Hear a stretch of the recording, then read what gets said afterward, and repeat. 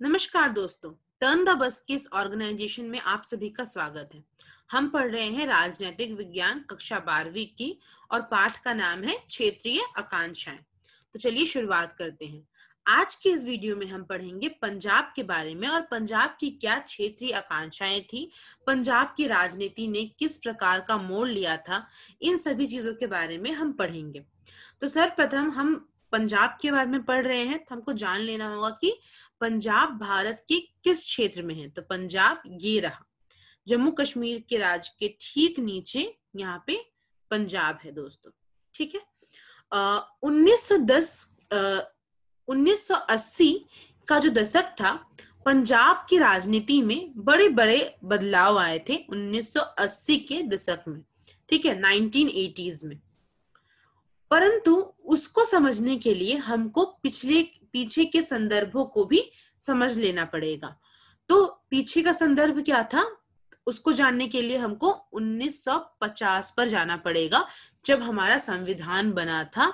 और जब 1950 के दशक में क्या हो रहा था कि देश के अन्य हिस्से भाषा के आधार पर राज्य का पुनर्गठन किया जा रहा था। तो देश के अन्य हिस्सों का भाषा के आधार पर पुनर्गठन किया जा रहा था। और सबसे पहला जो राज्य भाषा के आधार पर बना था वो कौन बना था? वो आंध्र प्रदेश बना था। उसके बाद अन्य राज्य भी बने थे। तो राज्य पुनर्गठन अधिनियम के तहत, जो कि 1956 पर पारित हुआ था, तो जो 1956 में पारित हुआ था उसके तहत ही जो देश के हिस्सों को भाषा के आधार पर उनका पुनर्गठन किया जा रहा था। पर पंजाब को छोड़कर बाकी देश के अन्य जो राज्य थे या फिर अन्य जो हिस्से थे उनका पुनर्गठन हुआ। पर पंजाब को 1966 तक का इंतजार करना पड़ा, तब जाकर पंजाब से हरियाणा और हिमाचल प्रदेश निकल कर आता है। परंतु क्या आपने कभी अपने आप से ये सवाल पूछा है, किताब में पढ़ते समय क्या आपने ये सवाल पूछा कि आखिर पंजाब को 1966 तक का इंतजार क्यों करना पड़ गया? ऐसी क्या दुविधाएं थी कि हमें 1966 तक का इंतजार करना पड़ा अपना पुनर्गठन कराने के लिए, अपनी सीमाओं का पुनर्गठन कराने के लिए भाषा के आधार पर? तो सबसे पहला ये था कि यहाँ पे दो भाषा बोली जाती थी और दोनों ही भाषा बराबरी में बोली जाती थी। और इनके जो प्रांत है वो बहुत ही ज्यादा मिक्स्ड है। ऐसा नहीं है कि इस भाग में ही केवल पंजाबी बोली जा रही है, यहाँ पे नहीं बोली जा रही है। तो इन सारी चीज का आकलन करने में समय लग गया, क्योंकि चंडीगढ़ से लेके सोनीपत तक हरियाणा के, वहां तक सभी लोग पंजाबी भाषा बोलते थे। तो ऐसा कुछ नहीं था कि हिंदी और पंजाबी के बीच जो बाद में जाके जो लड़ाई उभर के आई कि हिंदी और पंजाबी और फिर हिंदी भाषी और पंजाबी भाषी को अलग अलग कर दिया जाए, तो वो बाद में आती है। फिर उसके आधार पर पंजाब और हरियाणा और हिमाचल प्रदेश का पुनर्गठन होता है। पंजाबी भाषी लोगों ने अलग राज्य की मांग की थी उससे पहले भी। तो 1950 के दशक से क्या चल रहा था? पंजाबी सूबा आंदोलन चल रहा था। पंजाबी सूबा आंदोलन के जो प्रवक्ता थे उनका यह मानना था, या फिर जो नेतृत्व कर रहे थे नेता, ये जो पूरा आंदोलन जो चल रहा था उसका मूलतः यही मानना था कि हमें एक अलग सा सूबा चाहिए, एक अलग सा राज्य चाहिए, है ना।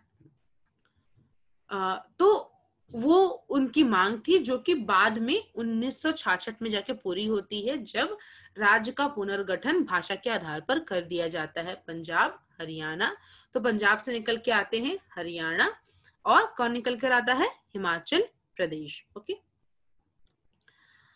अब है कि पंजाबी सूबा बनने के बाद भी जो 1966 की राजनीति किस तरह गई, कि पंजाबी सूबा बनने के बाद भी जो अकाली दल जो थे, जो 1920 में जिनका गठन हुआ था और जिन्होंने आगे चलकर पंजाबी सूबा आंदोलन चलाया था, तो उनको ये समझ आ रहा था कि सूबा तो बन गया, फिर भी जो राज्य में जो राजनीतिक स्थिति है और उनका जो स्थान है राज्य में, वो थोड़ा डवाडोल है, ठीक है। और इसके प्रमुख 3 कारण थे, और वो 3 कारण क्या थे ये हम जानते हैं। तो पहली मांग क्या थी? पहली मांग यह थी कि उनकी सरकार को केंद्र के कार्यकाल पूरा नहीं करने दिया। तो पहली मांग क्या थी? पहली मांग यह थी कि उनकी सरकार को केंद्र की सरकार ने अपना कार्यकाल पूरा नहीं करने दिया और बर्खास्त कर दिया। दूसरा यह कि अकाली दल को पंजाब के हिंदुओं के बीच कुछ खास समर्थन हासिल नहीं हो रहा था। तो पंजाब में जो हिंदू रह गए थे, हिंदू थे, उनके बीच उनको ज्यादा क्या बोलते समर्थन नहीं मिल रहा था। और तीसरी बात यह थी कि सिख समुदाय भी दूसरे धार्मिक समुदायों की तरह जाति और वर्ग के धरातल पर बटा हुआ था। तो ये 3 कारण थे जिसके कारण अकाली दल ने यह महसूस किया कि उनकी जो राजनीतिक स्थिति है राज्य के राजनीति में, वो डवाडोल है। तो अगर आपको प्रश्न पूछा जाएगा कि वो 3 कारण क्या है, तो आपको यही 3 कारण बताने होंगे, ठीक है। उसके बाद आगे बढ़ते हैं। उसके बाद ये भी था कि कांग्रेस को दलितों के बीच, चाहे वे सिख हो या हिंदू हो, अकालियों से कई ज्यादा समर्थन मिल रहा था। तो ये भी एक महत्वपूर्ण कारण था कि कांग्रेस को दलितों का समर्थन ज्यादा मिल रहा था पर अकालियों को नहीं मिल रहा था, चाहे वो सिखों के बीच हो दलित, चाहे वो हिंदुओं के बीच हो दलित। और इन्हीं परिस्थितियों को मद्देनजर रखते हुए 1970 के दशक में अकालियों के एक तबके ने पंजाब के लिए स्वायत्तता की मांग उठाई। 1973 में आनंदपुर साहिब में एक सम्मेलन हुआ और इस आशय का प्रस्ताव पारित हुआ। तो क्या हुआ कि आनंदपुर साहिब प्रस्ताव में क्षेत्रीय स्वायत्तता की मांग उठाई गई। प्रस्ताव की मांगों में केंद्र और राज्य संबंधों को पुनः परिभाषित करने की बात भी शामिल थी। तो आप जो है केंद्र और राज्य के जो संबंध जिस प्रकार से चल रहे हैं, और जो केंद्र जो है वो बार बार राज्य के मामलों में हस्तक्षेप कर रहा है, राज्य में जो पार्टी आई है उसको बर्खास्त कर दे रहा है, तो ये सारे मामलों के कारण जो अकाली दल था उसको काफी ज्यादा गुस्सा आ रहा था और वो भी अपने डवाडोल स्थिति को देखकर चिंतित था एक प्रकार से। तो ये मांग रखेगी कि केंद्र और राज्य के संबंधों के बीच को आप फिर से परिभाषित करिए। और इस प्रस्ताव में सिख कौम यानी सिख नेशन और समुदाय की आकांक्षाओं पर जोर दिया गया, और जिसको क्या बोला गया, बोलबाला, जिसको बोला गया प्रभु तत्व या वर्चस्व का ऐलान किया गया कि हम क्या रखेंगे इस मांग की। हमारी जो सबसे महत्वपूर्ण मांग क्या होगी कि एक सिख समुदाय के लिए एक अलग कौम होगा, एक अलग नेशन बोल सकते हैं, एक अलग समुदाय होगा जहां पे सिख समुदाय को अधिकतर से अधिकतर मात्रा में अपने निर्णय स्वायत्तता के साथ लेने की आजादी होगी। यह प्रस्ताव संघवाद को मजबूत करने के लिए अपील था। अब संघवाद से क्या समझते हैं हम? संघवाद से यह समझते हैं जब केंद्र और सरकार के बीच में बराबर शक्ति का जो वितरण होगा वो बराबर का होगा। तो केंद्र और राज्य के बीच में शक्ति का वितरण बराबरी का हो और तभी संघवाद मजबूत होता है। अगर केंद्र ज्यादा पावरफुल या शक्तिशाली हो गया और राज्य नहीं है तो वो सही मायने में संघवाद नहीं कहलाता। अगर राज्य ज्यादा पावरफुल हो गया और केंद्र नहीं है तो वो भी संघवाद नहीं कहलाएगा। तो यहाँ पे समानता चाहिए, दोनों की जो शक्ति का जो वितरण होगा उसमें समानता चाहिए होती है। लेकिन इससे अलग भी इन सारे चीजों को अगर जब हम पढ़ते हैं, क्योंकि हम बाद में जाके खालिस्तानी आंदोलन के बारे में भी पढ़ेंगे, तो एक चीज उभर कर जरूर आती है कि इसको एक सिख राष्ट्र के तौर पे भी पढ़ा जा सकता है। अब बात आती है आनंदपुर साहिब प्रस्ताव का सिख जन समुदाय का एक कम असर पड़ा। तो आनंदपुर साहिब प्रस्ताव का सिख जन समुदाय पर बहुत कम असर पड़ रहा था और कुछ साल बाद 1980 में अकाली दल की सरकार बर्खास्त हो गई, तो अकाली दल ने पंजाब तथा पड़ोसी राज्यों के बीच पानी के बंटवारे के मुद्दे पर एक आंदोलन चलाने लगे। और धार्मिक नेताओं ने क्या किया, धार्मिक नेताओं के एक तबके ने स्वायत्त सिख पहचान की बात की कि ऑटोनमस सिख आइडेंटिटी, जिसको हम लोग बोलते हैं कि स्वायत्त सिख पहचान होनी चाहिए। और कुछ चरमपंथी तबकों ने भारत से अलग होकर खालिस्तान की वकालत करने लगे। तो यहां तक आपको समझ आ गया कि किस प्रकार से पहले तो हरियाणा, हिमाचल प्रदेश और पंजाब तीनों को अलग अलग राज्य बनाए गए भाषा के आधार पर 1966 में। उसके बाद क्या हुआ, अकाली दल को लगा कि उनकी स्थिति मजबूत नहीं है पंजाब में, तो उन्होंने क्या किया, उसने 3 कारण समझे और वो कारण हमने डिस्कस किए। उसके बाद हमने क्या किया, उसके बाद हमने आनंदपुर साहिब सम्मेलन के बारे में पढ़ा, जहां पे आनंदपुर साहिब प्रस्ताव पारित हुआ। और इस आनंदपुर साहिब प्रस्ताव ने बोला कि हमें एक सिख कौम चाहिए, और जिसको हम लोग एक सिख राष्ट्र के तौर पे भी पढ़ सकते हैं। और बाद में जाके जब 1980 में इंदिरा गांधी की सरकार ने अकाली दल को केंद्र द्वारा शासित प्रदेश ने, मतलब अकाली दल को केंद्र ने जब बर्खास्त कर दिया और वहां पे प्रेसिडेंट रूल लगा दिया, राष्ट्रपति शासन, तो यहाँ के जो चरमपंथी लोग थे उन्होंने खालिस्तान की वकालत की। मैं आशा करती हूँ कि आप लोगों को यहाँ तक समझ। तो दोस्तों, आनंदपुर साहिब प्रस्ताव विवादास्पद क्यों बना? तो ये बात अभी हमने समझ ली है कि 1970 के दशक में अकालियों का एक वर्ग इस क्षेत्र के लिए राजनीतिक स्वायत्तता की मांग करने लगा, और यह 1973 से में आनंदपुर साहिब में उनके सम्मेलन में पारित एक प्रस्ताव परिलक्षित हुआ। और वो उस प्रस्ताव का क्या मांग था? यही दावा था, स्वायत्तता की मांग थी, और देश में केंद्र राज्य संबंधों को फिर से परिभाषित करना। और इस प्रस्ताव में सिखों की आकांक्षाओं की भी बात की गई, और उन्होंने सिखों के आकांक्षाओं को, बोलबाला को अपना लक्ष्य दिया कि हम यहाँ पे बोलबाला रखेंगे और सिखों का प्रभुत्व रखेंगे। और संकल्प संघवाद को मजबूत करने के लिए एक याचिका ली गई। और लेकिन इससे भी महत्वपूर्ण था कि हम इन सब चीजों को, इस याचिका को एक सिख राष्ट्र के तौर पे पढ़ सकते हैं। और यही बात थी इस आनंदपुर साहिब प्रस्ताव की जो विवादास्पद बनी हुई थी। तो ये क्वेश्चन आ सकता है और आप इसका उत्तर इस प्रकार से लिख सकते हैं। आगे बढ़ते हैं हिंसा के चक्र को। तो इसी प्रकार से चरमपंथियों का आंदोलन चलता रहा, और उन्होंने सशस्त्र आंदोलन किया, हिंसा भड़काया पूरे राज्य में। और भिंडरावाले का नाम आप जानते होंगे अगर आप पंजाब से होंगे तो। और पंजाब के इर्द गिर्द में भिंडरावाले की उस समय में बहुत ज्यादा चर्चा थी, बहुत ज्यादा नाम था। और भिंडरावाले के जो समर्थक थे, ये जब चरमपंथी लोग जो थे, इन लोगों को खालिस्तान चाहिए था, और जो कि भारत से अलग करके एक देश के बारे में बात कर रहे थे। परिणाम स्वरूप ऑपरेशन ब्लू स्टार करवाया गया दोस्तों। तो ऑपरेशन ब्लू स्टार क्या था? तो जब ये आंदोलन चल रहा था, खालिस्तान की वकालत चल रही थी, और जब नरमपंथी जो दल थे उनके हाथ से आंदोलन जब चरमपंथियों के हाथ चली गई, एक्सट्रीमिस्टों के हाथ चली गई, तब क्या हुआ? तब बहुत मात्रा में हिंसा हुआ। उग्रवादियों ने अमृतसर में स्थित सिखों के स्वर्ण मंदिर में अपना मुख्यालय बनाया। जो आप स्वर्ण मंदिर देखते हैं, जो गोल्डन टेम्पल कहते हैं, वहां को अपना मुख्यालय बना लिया था। और उस स्वर्ण मंदिर में एक हथियार बंद किले में तब्दील कर दिया। तो उस स्वर्ण मंदिर में हथियार रखने लगे अपने उग्रवाद करने के लिए, और वहां पे अपना बसेरा जमा लिया था उस समय में।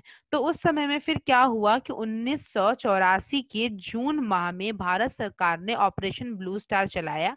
यह स्वर्ण मंदिर में की गई सैन्य कार्रवाई का कूट नाम था। इस सैन्य अभियान में सरकार ने उग्रवादियों को तो सफलतापूर्वक मार भगाया, लेकिन सैन्य कार्रवाई में से ऐतिहासिक स्वर्ण मंदिर को काफी ज्यादा क्षति पहुंची और इससे सिखों की भावनाओं को गहरी चोट पहुंची। और भारत के बाहर में जो भी सिख रह रहे थे, उन्होंने इस इसके खिलाफ इस सैन्य अभियान को अपने धर्म विश्वास पर एक हमला माना। और इन बातों से उग्रवादी और चरमपंथी समूह को और बल मिल गया। तो आप समझ सकते हैं कि जिस प्रकार से जब सैन्य बल का प्रयोग हुआ स्वर्ण मंदिर के भीतर, तो वहां पे भी काफी क्षति हुई और उसके कारण सिख समुदाय को काफी ज्यादा बुरा लगा उस बात का। और उनको उनकी जो धार्मिक भावनाएं थी, उनको काफी गहरी ठेस पहुंची। और इसी का परिणाम स्वरूप यह हुआ कि प्रधानमंत्री इंदिरा गांधी को 31 अक्टूबर 1984 के दिन उनके आवास के बाहर ही उनके अंगरक्षकों ने उनकी हत्या कर दी। तो उनके स्वयं के अंगरक्षक थे जो कि खुद सिख थे, और उन्होंने ऑपरेशन ब्लू स्टार का बदला लेने के स्वरूप में इंदिरा गांधी की हत्या कर दी। और जैसे ही इंदिरा गांधी की हत्या हुई दोस्तों, उसके बाद हिंसा का चक्र और फैल गया। और हिंसा का चक्र इतना फैला कि एंटी सिख रायट, जो सिख समुदाय के विरुद्ध हिंसा भड़की। और ना जाने कितनी जगह, एक दिल्ली में कई लोग मारे गए और 2000 से ज्यादा की तादाद में सिख दिल्ली में मारे गए। और देश की राजधानी दिल्ली में इस हिंसा से सबसे ज्यादा प्रभावित हुई थी। इसके अलावा कानपुर, बोकारो और चार जैसे देश के कई जगहों पर सैकड़ों सिख मारे गए और कई सिख परिवारों में कोई भी पुरुष ना बचा। और इन परिवारों को गहरा भावनात्मक आघात पहुंचा और आर्थिक हानि उठानी पड़ी। और सिखों को सबसे ज्यादा दुख इस बात का था कि सरकार ने स्थिति को सामान्य बनाने के लिए देर कदम उठाए और साथ ही हिंसा करने वाले लोगों को कारगर तरीके से दंड भी नहीं दिया। तो कितने मासूम जानें चली गई इस हिंसा में और कितने मासूम सिख मारे गए दोस्तों। तो ये काफी संवेदनशीलता का विषय है। लेकिन बाद में जाकर क्या हुआ, बाद में जाकर प्रधानमंत्री मनमोहन सिंह ने 2005 में संसद में अपने भाषण में के दौरान इस रक्तपात को पर अफसोस जताया। तो इस रक्तपात पर बहुत गहरा अफसोस जताते हुए कहा और पूरे देश से सिख विरोधी हिंसा के लिए हाथ जोड़कर माफी मांगी संसद में कि ये जो हुआ वो इंसानियत के खिलाफ था और ये कभी भी नहीं होना चाहिए भारत की राजनीति में। अब बात आती है शांति की ओर चलने की। तो क्या वास्तव में 1984 के सिख हिंसा जब रुक गए, तो क्या भारत वास्तव में शांति की ओर में गया? इसको समझने के लिए हमको राजीव गांधी और लोंगोवाल समझौता को समझना पड़ेगा कि राजीव गांधी लोंगोवाल समझौता क्या था। तभी हम समझ पाएंगे कि वास्तव में जो शांति पंजाब में लाई जा सकी या नहीं। पंजाब समझौते पर और या लोंगोवाल अकॉर्ड पर, राजीव गांधी लोंगोवाल समझौते पर एक बड़ा क्वेश्चन भी आता है दोस्तों। तो ये थे हरचंद सिंह लोंगोवाल, जो कि एक नरमपंथी समुदाय के नेता थे, और ये राजीव गांधी उस समय के प्रधानमंत्री। तो यहाँ पे ये प्रश्न पूछा गया है और ये आपसे ऐसे भी पूछ सकते हैं कि राजीव गांधी हरचंद सिंह लोंगोवाल प्रस्ताव और प्रावधान के बारे में या समझौते के बारे में लिखिए। तो पंजाब समझौते के मुख्य प्रावधान क्या थे, जिसको राजीव गांधी हरचंद सिंह लोंगोवाल समझौता भी कहा जाता है, और किस तरह से वे पंजाब और उसके पड़ोसी राज्यों के बीच तनाव का आधार हो सकते हैं। तो पहला तो इसमें आप ये लिखेंगे कि राजीव गांधी ने उदारवादी अकाली नेताओं के साथ बातचीत शुरू की थी। जुलाई 1985 में वह अकाली दल के अध्यक्ष हरचंद सिंह लोंगोवाल के साथ एक समझौते पर पहुंचे। यह समझौता, जिसे पंजाब समझौते के रूप में जाना जाता है, पंजाब में सामान्य स्थिति लाने की दिशा में एक बड़ा कदम था। यह सहमति हुई थी कि चंडीगढ़ को पंजाब में स्थानांतरित कर दिया जाएगा।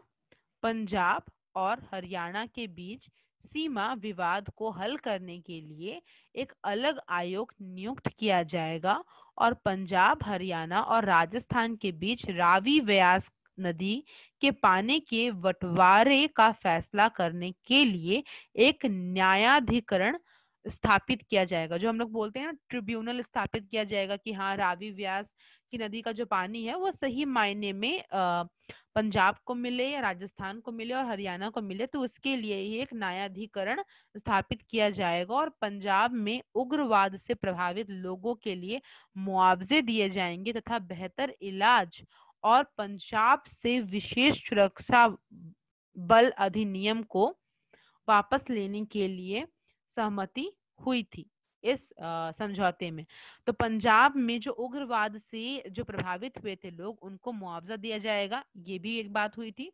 दूसरी बात हुई थी कि बेहतर इलाज के लिए लोगों को मुआवजा दिया जाएगा और पंजाब से जो विशेष सुरक्षा बल अधिनियम को वापस ले लिया जाएगा। और इस बात में भी इन दोनों नेताओं के बीच में सहमति हुई थी। और सुरक्षा बल अधिनियम का मतलब ये होता है, विशेष सुरक्षा बल अधिनियम, इसको हम लोग अंग्रेजी में आफ्सपा भी बोलते हैं, AFSPA।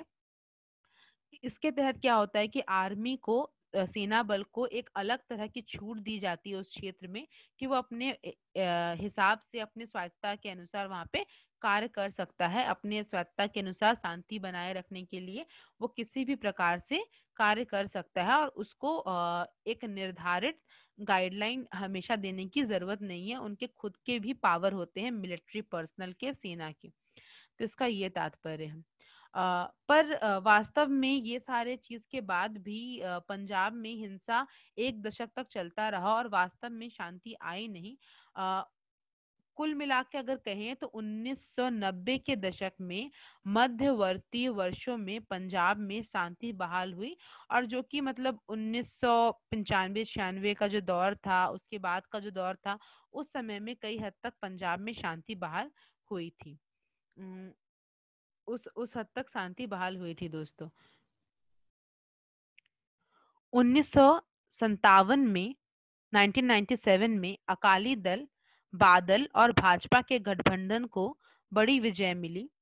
उग्रवाद के खात्मे के बाद के दौर में यह पंजाब का पहला चुनाव था और राज्य में एक बार फिर आर्थिक विकास और सामाजिक परिवर्तन के सवाल प्रमुख हो उठे।